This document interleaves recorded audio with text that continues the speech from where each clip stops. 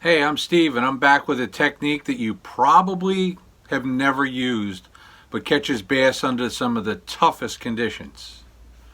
It's called do nothing fishing. Now, let's start with the rod and reel. All it takes is a simple basic spinning rod, 2500, 3000 size reel at the biggest, 6 or 8 pound mono. Rod needs to be a little bit on the longer side, 6, 10 to 7 feet, medium or medium light action, because this is a finesse technique. This is a technique that catches them when nobody else is catching them. There are some other techniques that came from this technique, but this is the mother of those techniques. And again, it's called do nothing fishing. Now, do nothing fishing pretty much centers around a technique that was invented down on Dale Hollow Lake, Middle Tennessee, I believe it is. And it basically involves fishing smaller baits, lighter line, and clear water, but it's very specific. And in a second, I'll show you the baits and tell you about the technique.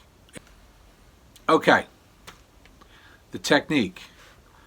The technique basically involves you throwing out a cast toward a shoreline, holding your rod and reel, and winding slowly.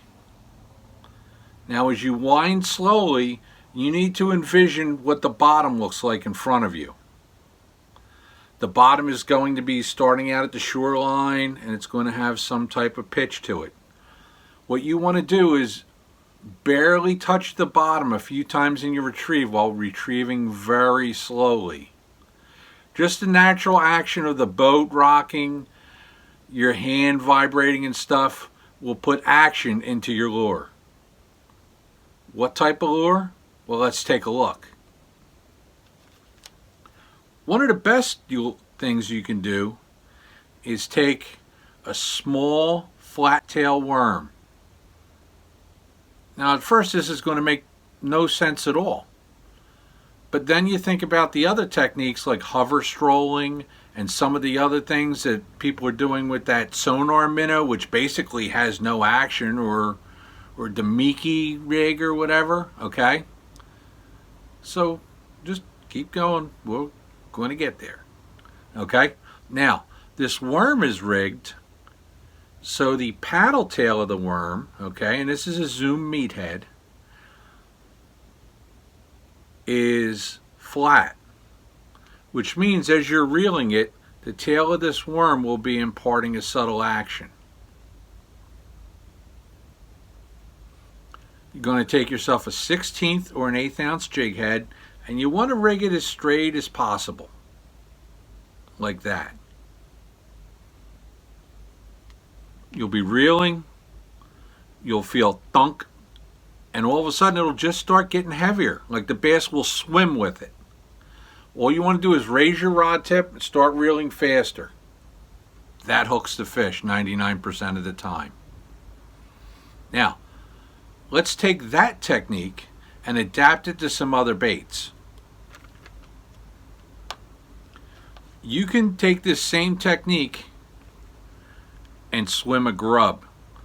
This is my favorite way to fish a grub, is to swim it in a do-nothing type of method. Let's grab something else that you might not think about. Okay, so we took a look at the Fat Albert grub from Zoom, okay? How about a 4-inch curly tail? Now, this also happens to be a Zoom. It's a Zoom C-tail. But if you take this, and we're just going to take our straight tail worm off, and we're going to rig it. Get it on there as straight as we can for a first try. Hey, not too bad.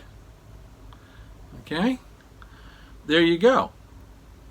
This gives you a little more action. If you don't believe that the straight up worm will work, this curly tail will be doing its thing out in the water while you're reeling it. No different than a swim bait, really. But how many people are actually doing it? Again, you're going to throw it out, real slowly, making sure it doesn't make contact with the bottom, but it needs to be right on the bottom, if you know what I mean. And just reel it straight. Do yourself a favor. Give this a shot. It's called do nothing fishing. If you don't believe me, look up Charlie Brewer and slider fishing. He had books out on it, the whole deal. It's a real technique. I'm not messing with you. Hey, until next time, I'm Steve.